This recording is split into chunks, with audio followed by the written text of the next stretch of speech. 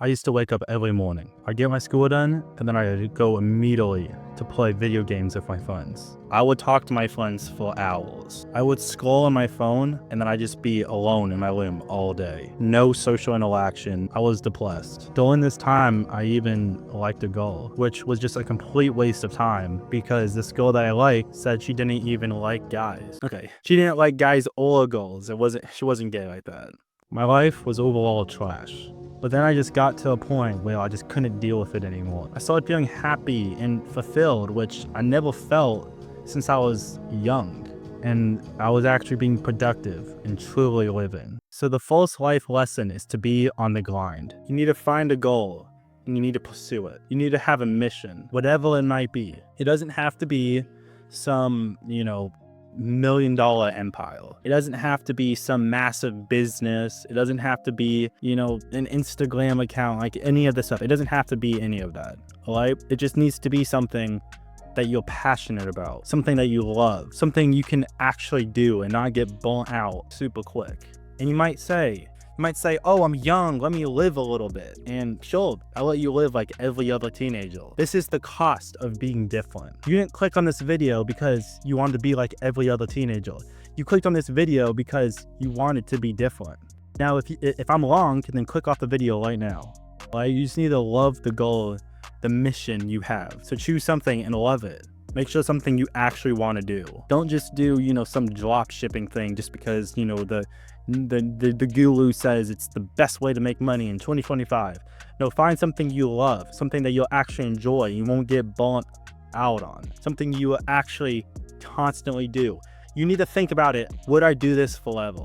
Because if you're going to do it forever, if you see yourself doing it forever, then it's something that you should do. So just start learning that skill. Put the hard work in, no matter how much it is. Okay, no excuses. Work as hard as you can. Excuses never help. No excuses. You can change your entire family line. Your kids, your grandkids, your great-grandkids. They might talk about you. Oh, Noah? Oh, John? Oh, whatever your name is. They might talk about you in the future when you're dead and gone. And they're like, oh, that guy, he helped us. We only live the life we have because he put in the work. He put in the stressful hours that no one else was willing to put in. No matter how hard it is, no matter how much time, no matter how hard, you just gotta do it. It'll be worth it. There's nothing more worth it. For me, when I was a teenager, I did video editing. And, the issue about it is sure, I was spending time on something. I even got some clients. I made like $1,000, which as a 15-year-old, that wasn't bad at all. But the issue was, it wasn't long term. It wasn't something that I was meant to be doing. So, especially as being a teenager, stuff will change. You have plenty of life in front of you, all right? Don't get worried, oh, I don't have much time. Like, you have years.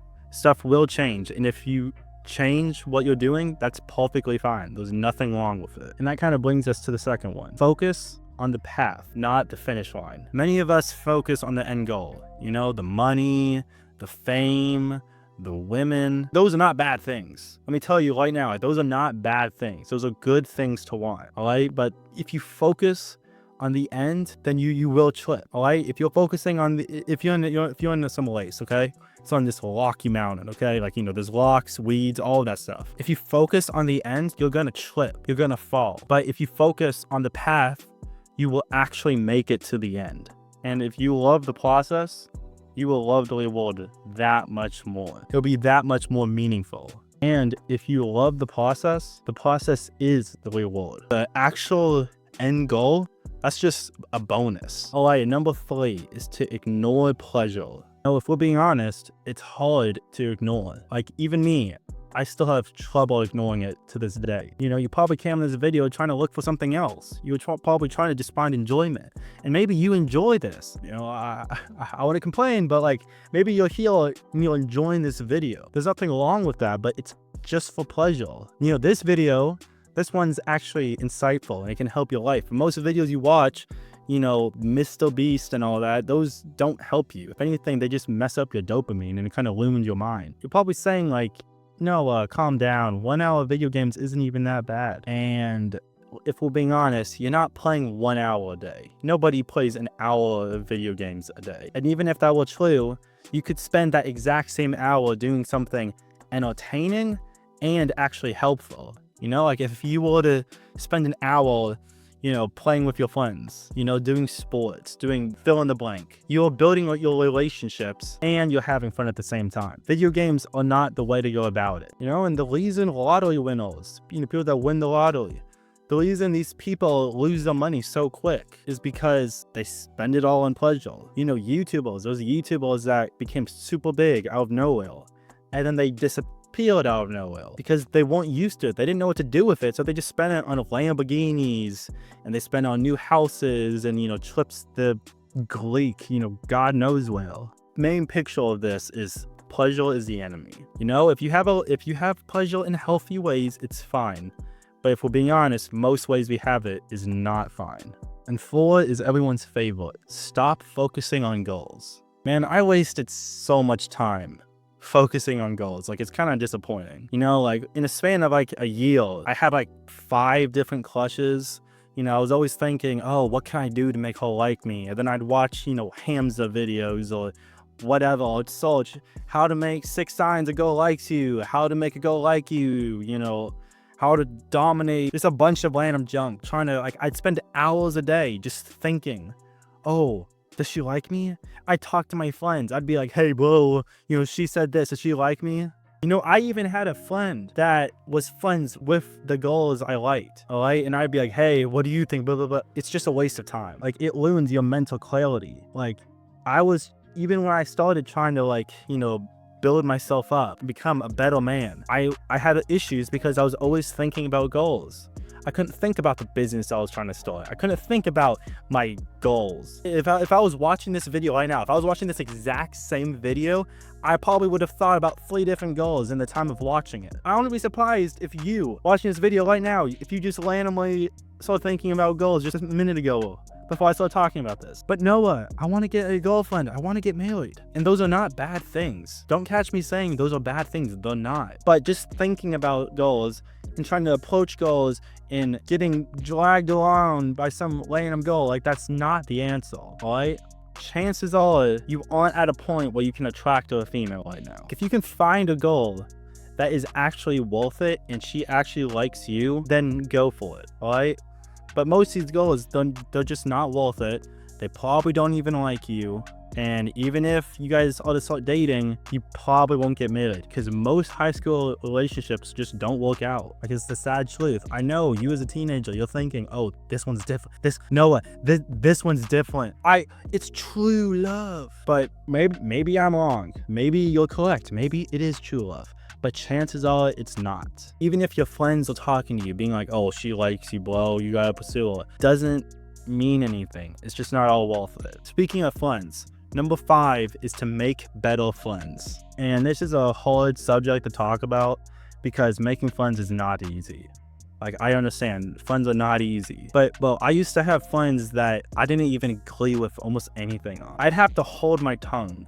And a lot of times I even got into arguments. There was one time at night that I had a disagreement with this girl, and it actually turned into like this like whole thing, and her mom even had to get involved because we just didn't agree on anything. But maybe you become friends with someone because they like colors, or you just have like one thing in common. But if we're being honest, most friends you kind of just are friends with just because you go to the same school, or you have a couple similarities. That's not worth being friends with someone just because you have something alike. If you're being honest, you probably don't have that good of friends. You know, maybe you have 1 or 2, but if you have 10 friends, especially in high school, chances are a lot of those are not even good friends. You need to find friends that are on the same path as you, right? You know, like the first few points we were talking about. You need to have a goal. You need to have a mission. You need to go forward on that mission. You know, are your friends, do they have a mission? Are they working hard on a goal? Are they trying to build themselves up? Because if we're all being honest, probably not. Your friends are probably doing exactly what you're doing. Going home, playing video games, eating a bunch of junk. You know, like, one of the best things you can do is to find accountability partners.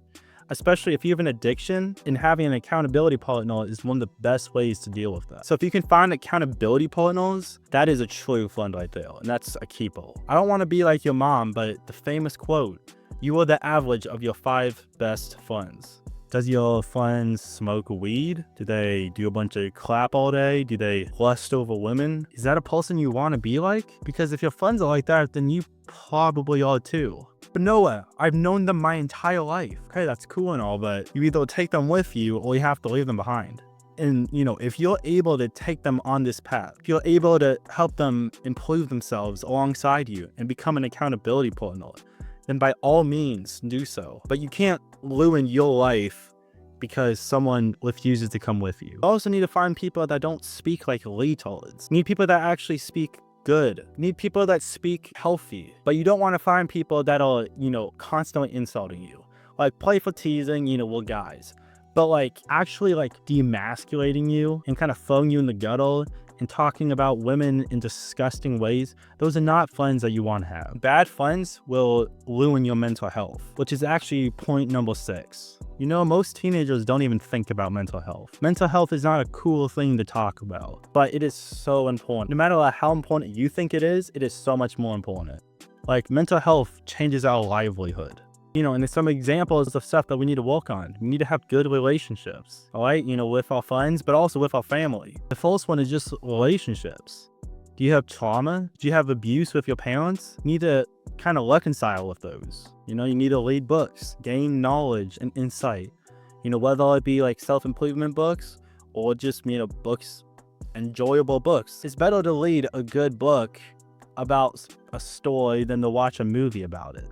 And one of the things that changed my life is gratitude journaling. And it's super easy. It's so stupid that more people don't do this. Because all you do, when you wake up in the morning, instead of going to grab your phone, you go to grab a notebook. In the notebook, you write down the date, and then you just write down 5 things you're grateful for. And it's probably going to start off pretty bad.